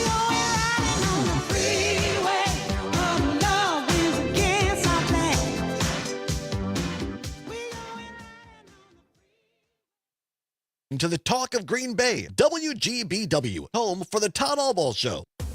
Local radio for you and your community. It's Civic Media's mission with stations across Wisconsin. Find your favorites at civicmedia.us. For 98.3 and 96.5 WISS News, I'm Lisa Hale. U.S. Senator Tammy Baldwin slammed the Trump administration for stopping $65 million in funding for Alzheimer's disease research at institutions across the country. 14 of the 35 Alzheimer's disease research centers, or ADRCs, have had their funding halted by the National Institutes of Health because the Trump administration continues to cancel NIH Advisory Council meetings, which are the final required step in the grant approval process.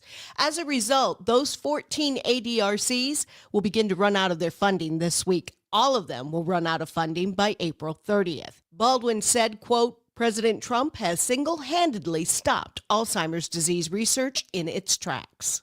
Police are warning residents of a new cryptocurrency email scam.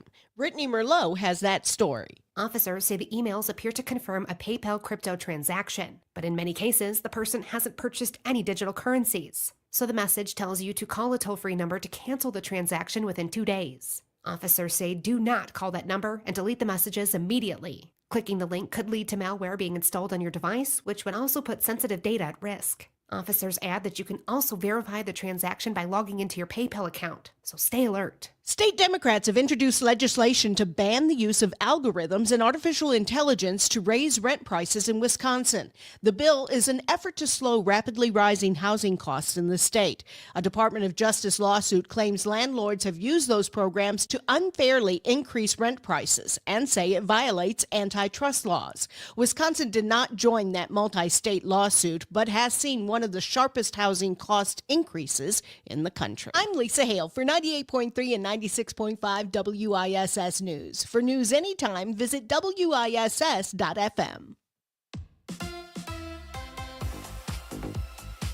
On your entertainment beat, I'm Pete Schwaba. Kieran Culkin is now an Oscar winner, having won the award for Best Supporting Actor last Sunday night. However, if Culkin had his way, someone else would have won. Just 2 weeks before the film written by Jesse Eisenberg was to start shooting, Culkin said he almost quit because the last season of Succession went on longer than anticipated, and he wanted to spend time with his family. Culkin also won the Golden Globe and Screen Actors Guild Award for his performance. Being a good dad only goes so far. Speaking of the Culkins, Kieran Culkin has come a long way from playing Fuller McAllister in Home Alone alongside his brother Macaulay. Macaulay attended after-parties with his wife Brenda and said he knew his younger brother was going to win because of where they sat him in proximity to the stage. The older Culkin was asked if he would see his brother later that night, and his response was, "I'm not sure. He's a busy guy." He's now Academy Award-winning actor Kieran Culkin. For more showbiz fun, tune into Night Light with me, Pete Schwaba, weeknights from 6 to 8 p.m. on the Civic Media Radio Network. Your news, conversations, and a whole lot of fun. It's all on your local Civic Media radio station or the Civic Media app.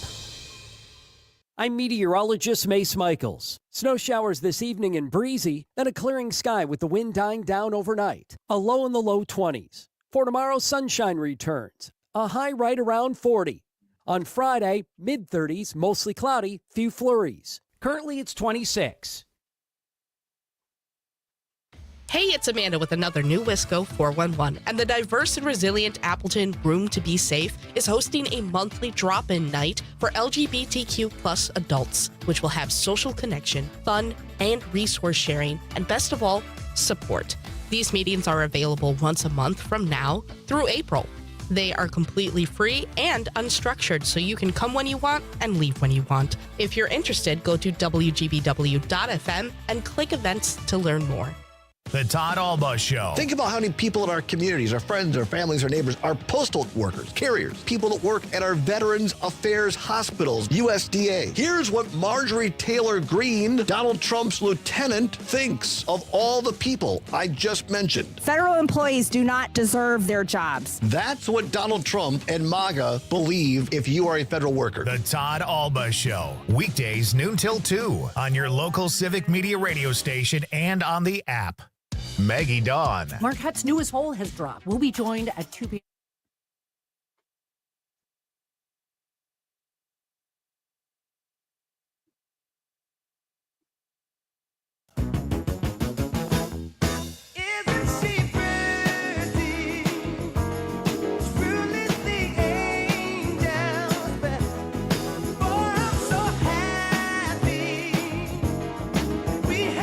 tomorrow night on Nightlight, Civic Media's own Todd Alba will join us at 6:35 to make the popcorn pick of the week. And I know Todd is going to have a great pick. He's always fun when he's on the show. And then Northeast Wisconsin singer-songwriter Paul Hanna will be in the studio. That's going to be exciting. We've never had Paul on the show, and he's a great musician. It's going to be a lot of fun. That's tomorrow night on Nightlight. Tonight, if you still want to get in on our question of the night, in honor of Ash Wednesday, the question is, what do you wish you could give up for 40 days? And it can be anything. Or you can do nice things too. That's certainly acceptable. As a somewhat Catholic, I try to give up stuff and honor Lent a little bit, I guess, just because it's in my blood and I was raised that way. Rich, do you practice Lent? No, I grew up Roman Catholic, so I went through the whole communion and process and everything. But no, I don't do the whole Lent thing, and I think that's kind of a good thing right now, simply because of the fact that I kind of need to eat meat on Fridays.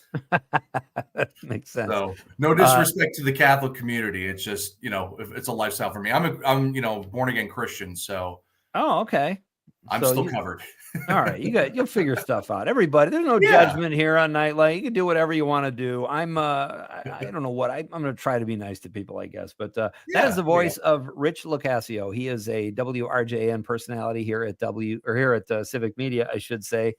He does great work there. We'll talk about that a little bit, Rich. But I want to make sure we get to this wrestling because I've told you in the past, I don't know anything about pro wrestling. I know we've got Right. fans though that do, and we got to feed the beast. So what is going on here? You sent a video, and it's The Rock, and it's John Cena and Cody Rhodes. Yes. And The Rock is like wailing on Cody Rhodes. And Yes. here's what happened. Okay, so Cena hugs Cody Rhodes.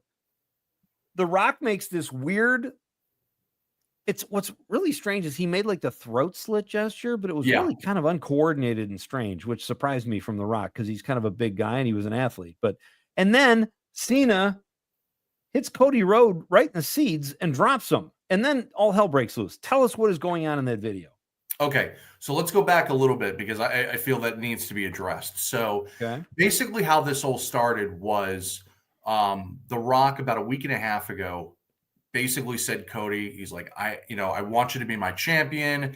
But he wanted to take that one step further. He's like, Cody, I need your soul. And I'm like, whoa, okay, what's this all about? So Cody shows up on SmackDown last Friday night, and he's getting, blessed with all these different gifts and this private dressing room and this nice catering and everything. And then The Rock gives him a nice custom pickup truck and everything.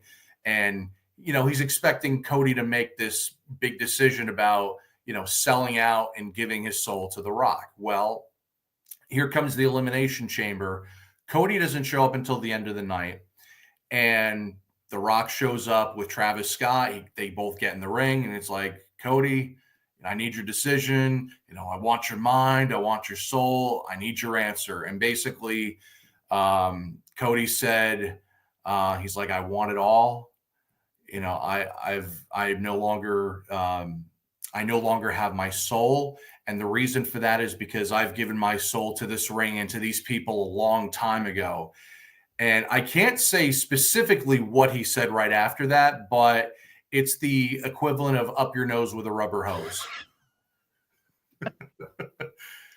And You the just crowd in reminded me- Toronto goes absolutely wild after he said that.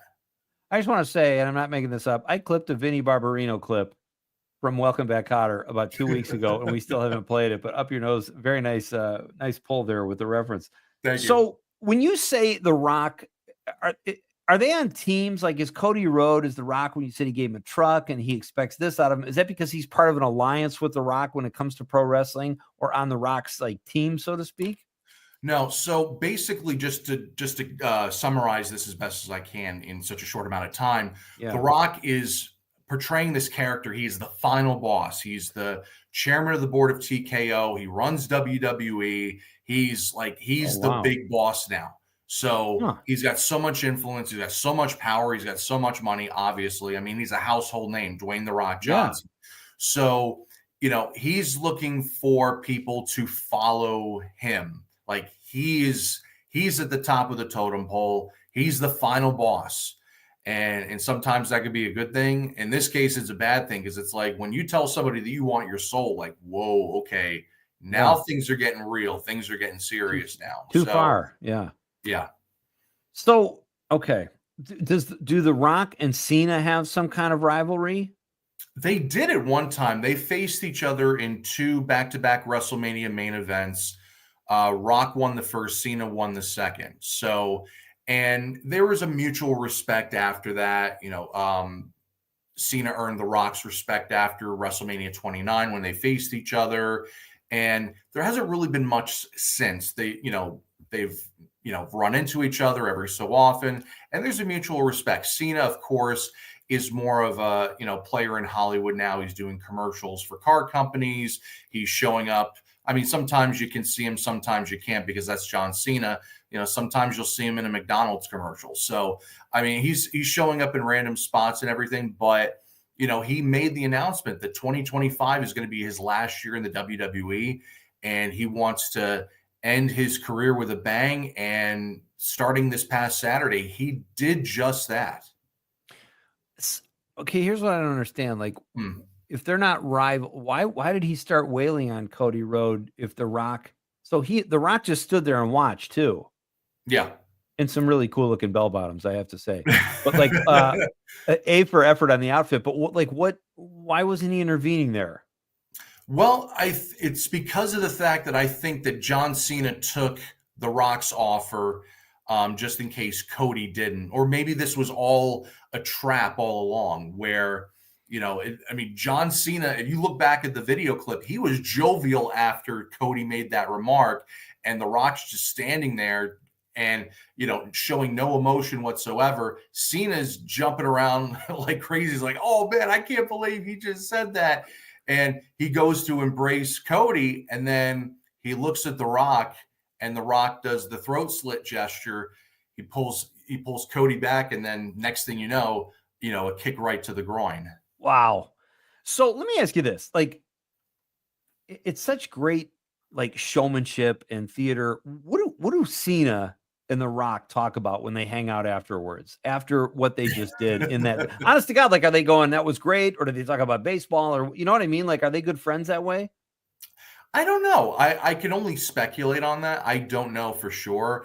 I mean, these are people that have been in the wrestling business now for over 20 years, both of them individually.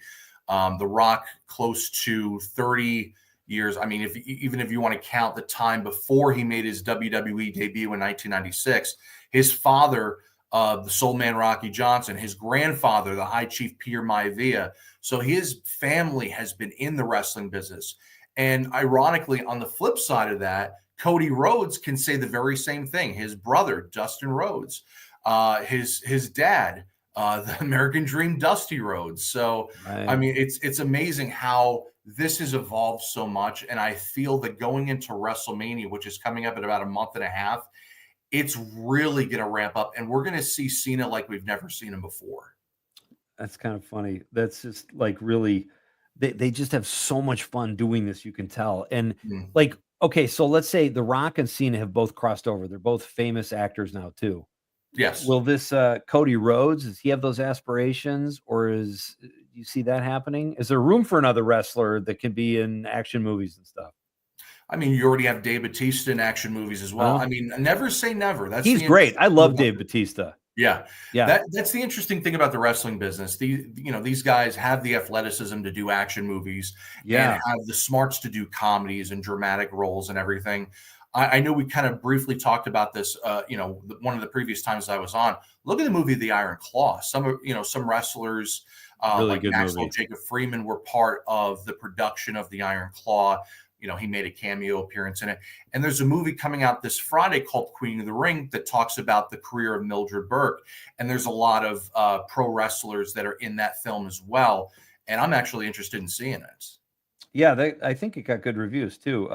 My guest is Rich Locascio. He is a radio personality here at Civic Media on WRJN out of Racine. And he's been a wrestling announcer. And that's why we're having Rich on tonight. Well, to talk about a lot of things, but wrestling in particular. So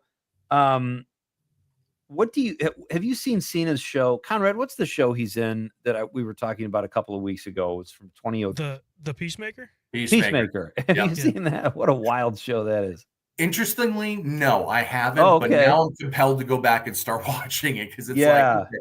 I did see the Suicide Squad. He was in that. I did see him, and he played Peacemaker in that, obviously. But now I'm more compelled to see like, okay, I've seen Cena in some capacities, like doing not face stuff. When I say not face stuff, like not good guy stuff, like playing the bad guy, playing the heel. So.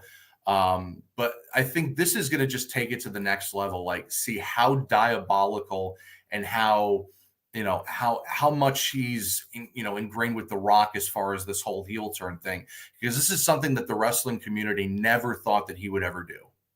I got to tell you, when it comes down to, you just mentioned David Batista, Cena, The Rock, Batista, those are the three biggies that made the jump from wrestling to Hollywood.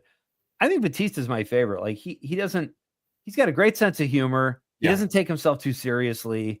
And I think he makes better movies. I'm not crazy about most of the movies The Rock makes. And Cena's just kind of still just a fun goof. You know what I mean? Like, but Batista's good. I like him. You got to blaze the trail somehow. And if Dave Batista is doing it, I mean, absolutely. I mean, I think about, Hulk Hogan, Jesse Ventura were in Hollywood, previous to The Rock and John Cena and Dave Batista. So you got to start somewhere. That's right. Are there any wrestling events coming up, Rich, locally or in Wisconsin? Yes. So as a matter of fact, I'm going to plug this here. A couple of shows that are coming up this Saturday night at the Buena Vista in West Allis. I will be ring announcing for House of Headlocks for the first time. That's a 7:30 start time. And then a week from Friday, the 14th, the same venue, the Buena Vista in West Allis, I will be ring announcing for Legacy Pro Wrestling. So the House of Headlocks show is called Deception, and the Legacy Pro Wrestling show is called March into Madness. Both shows start at 7:30 on those nights. So it's March 14th, and then a week later, March 21st?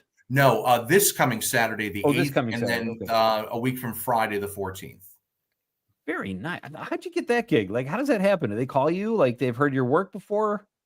I've worked with some of these guys before, and good news travels fast. And when there's somebody that they can't do it because they're double booked or scheduling conflicts or whatnot, they call me and they're like, "Hey, Rich, are you free on this date?" And I said I can make myself available. So that's basically how it works. I'm sure people act like I'm sure they're like, "Oh, he just shows up and says stuff." How much prep? It's probably like radio. Like, is there a ton of prep that goes into this? You probably have to know everything about the guys on the bill, and really, you obviously know wrestling, but how much preparation goes into all of that? There's a bit of prep that goes into it, more so for the people that organize the event and making sure that all the talent shows up. And, if some talent unfortunately doesn't show up for unforeseen circumstances, then you gotta make adjustments. It's basically my responsibility to connect with the talent. Hey, where are you billed from? What are you weighing tonight? Basically, what is your moniker? How do you want me to announce? And I basically go by what they want me to do, simply because of the fact that I want them to be the stars and I want them to show their personality. That's so great. All right, so we'll do that. If you're interested in wrestling, check it out. Buena Vista in West Allis, March 8th at 7:30. The following Friday, March 14th, Rich will be there doing announcing, and he has a blast with it. And Conrad, let's see if we can come up with a nickname during the break and have Rich do a new tag, because we used your other one for promo, Rich, and I don't think we have it anymore, the Schwabinator. So, and I want to ask you what's going on at WRJN too. So I have a new one for you. I talked about it the last time I was on the show. You weren't here. Oh, I was sick. All right, we can do that. That's awesome. All right, we're coming back. Rich will help us shut this thing down. Rich Locascio from WRJN, and he's a wrestling announcer, folks. So we have more with Rich coming up next on the Civic Media Radio Network. Until I meet the dog, Mrs. Princess, who often wonder what makes her work. I guess I'll leave that question to the experts. Assuming that there are some out there, they're probably alone, solitaire. I can remember when I caught up with a pastime intimate friend. She said, "But you're probably gonna say I look lovely." From De Pere to Swamico, 97.9 WGBW. I'm Dan Schaefer. Let's recombobulate. Governor Tony Evers has released his budget, calling this the most pro-kid budget in state history. This is now the fourth time that Evers has put forth a budget proposal, and the three prior were all met with a similar fate. Republicans in the legislature rejected it entirely. Again this year, Assembly Speaker Robin Vos called the budget dead on arrival. To a certain extent, this is what we've come to expect from this era of divided government in Wisconsin. In previous years, Evers has eventually signed Republican-authored budgets and used his line-item veto powers to make certain changes. But could he play hardball this time around and threaten to veto the entire budget? Is there anything in this pro-kid budget that has to be there? Things like education funding, or clean water protections, or Medicaid expansion. With everything going on in Washington, now might be the right time for Evers to fight for these proposals and fight for Wisconsinites in any way he can. Find all of Dan's work at the Recombobulation area and on our website at civicmedia.us. The Todd Alba Show. Trump and Vance verbally assaulted the president of Ukraine, an ally of the U.S. Trump defending the president of Russia, a known dictator. This is a complete capitulation to our sworn enemies, and it's time for Republicans, my former party that I left in 2011, to speak the hell up, because if we don't, it's not going to be long before we don't have anything left to defend. The Todd Alba Show. Weekdays noon till 2 on your local Civic Media radio station and on the app. The Dom Salvia Show. Elon Musk. You're going to fire a bunch of folks. Well, that's going to, increase unemployment. That's going to have an impact on the economy. The government buys farmers' goods for the USAID and no more USAID. Well, this thing's going to rot in the field. What happens to the prices? What happens to the farmers? What is the point here? It just seems like these are just such amateur decision-making, wasting our taxpayer dollars by wasting people's time. The Dom Salvia Show. Weekday.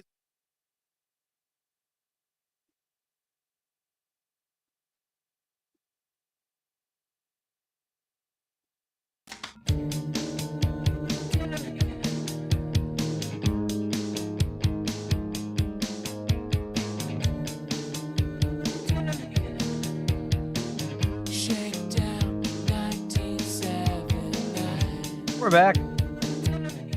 I was just trying to freak out, Conrad. You think I was spacing out or something? I thought you took a powder. I did. It took a mental powder. We're having fun here tonight on Nightlight, folks. I hope you've been staying warm and inside wherever you are. Rich, you guys missed all this horrible weather, didn't you? Yeah, I'm not going to brag about it because I know northern Wisconsin right now, they were dealing with blizzard-like conditions earlier Brutal. today. So I'm not going to say anything about it, but yeah, there was a little bit of white stuff that fell from the sky, but not nearly as much as what you guys are getting in the northern part of the state. It's terrible. And it's, first of all, thank you for not bragging about it because really you had nothing to do with it. Don't you love Right. people that do that? Like, well, we didn't get any down here. Well, you had nothing to do with that, but thank Right. So what's going on? What's new at WRJN these days? You like being on the air? I love being on the air. So lately it's been Sunday afternoons right after the Music of the Stars with Lou Regani. Oh, So a lovely. lot of the times I've been doing 12 to 4, sometimes 4 to 6. So last week it was 4 to 6 because there was a Badgers basketball game on, which, hey, I don't mind. It's coming up on that time of the year for college basketball. So, I know the Badgers got a rigorous schedule before the big tournaments coming up. So, but yeah, it's been a lot of fun. I look forward to doing it every week, and I just enjoy it so much. That's so great. And you do music mostly, right? Is that what your show is? Local news, timeless hits, WRJN. Oh, that's so great. And you got to follow. I would imagine you have a nice audience lead in with Lou right before you, right? Yeah, absolutely. Absolutely. What, And Lou did such a great show too. Oh, it's so. He's been on my show. I got to have him back on. I keep meaning to bring him back on, but you know what? He's never asked me to be on his show, so forget it. He's dead to me. No, I love Lou. Be And the bigger person, Pete. I know. Conrad, memo, we got to have Lou back on. He was a really Sounds great good. guest, and I absolutely love his show. So, all right. So you were talking about, I got a horrible flu a few weeks Yeah. ago, and Aaron Carreno was nice enough to fill in, which was great. You were still on the show. You were a trooper. Yeah. And I know you don't like Aaron personally, but you gutted it out, and no. Wait. Look at Rich's face, Conrad. I'm What joking. in I'm the totally- world just happened there, Pete? That's the third time I've tried to get a funny reaction. out I of gave you. him a wrestling nickname. What is not to like about that? Did you Come give on. Aaron what's his did. wrestling nickname? Yeah, AC Voltage. Oh, that's fantastic. But what is that? AC Aaron? Oh my God, that's great. Why can't I have one like that, Rich? Well, we're going to get to that. Do you have one for me? I do have one for you. I mentioned it while you were under the weather, and Conrad knows it already. Aaron knows it. So we're retiring the Schwabinator. It is a great wrestling nickname, but what you should do, Pete, you should have a banner right behind you in the WGBW studios. It says Schwabinator 2024. And you can preserve that for the rest of the time. But then after this year is done, for 2025, you will have a banner behind you that says Yeet Schwaba. Yeet? Yeet. Y-E-E-T. Y-E-E-T. Why am I calling myself that? So the word yeet, and I'll get to this as far as like the wrestling is concerned, but yeet is a slang word. It's used to express surprise, approval, or excited enthusiasm. And there's a guy in WWE. His name is Jey Uso. Just won the Royal Rumble back in beginning of this month. I'm sorry, beginning of February, excuse me. Okay. And he's been in the WWE for 15 years, him and his twin brother, Jimmy. And he comes down to the ring through the crowd, and he's moving his arms up and down, and the fans are doing it with his theme music. And it was amazing to see 70,000 people at Lucas Oil Stadium in Indianapolis, all in unison, moving their arms up and down with Jay to his music. And it's like, if you're going to be known as something here, Pete, Yeet Schwaba should be it in 2025. I gotta tell you, I'm gonna have to warm up to that one. Okay. Because the Schwabinator, Rich, was undefeated. Say what you want about him. In 2024, I didn't lose a match. Did you have a match? No, I wasn't aware of one. Listen, if I had a match, I would have been the announcer for the match, so I should have known about it in the first place. You'd be the first person I'd let know if I had a wrestling match. Exactly. Believe me, there's no way Locasio's not going to that. Can I think about it? Yeah. Yeah, all right, it takes some time to mull it over, but let no. me noodle that. Yeah, I don't think Yeet Schwaba. Schwaba's a tough sell anyway when it comes to imposing my will on someone. But Yeet, I don't know that elevates Schwaba on any level. That's my issue. Okay, let it marinate. All right, Rich, thank you so much, buddy.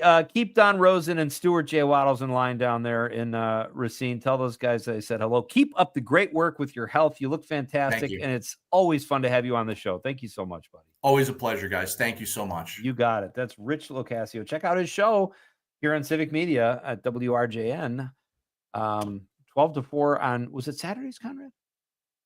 Yeah. Sundays? Oh, Saturdays, right? Because that's when Lou's on. Okay, check it out.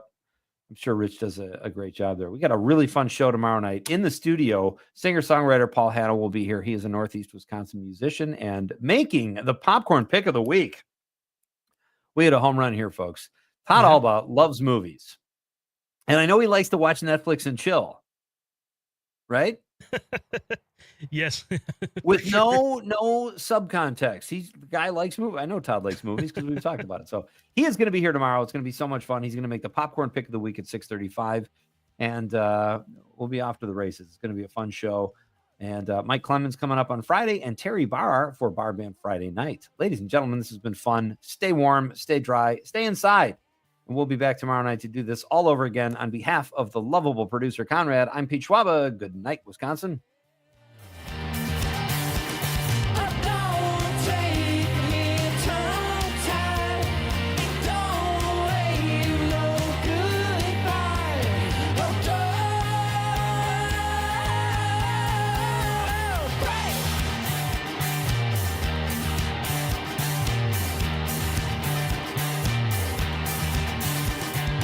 Take me to your best friend's house, mama.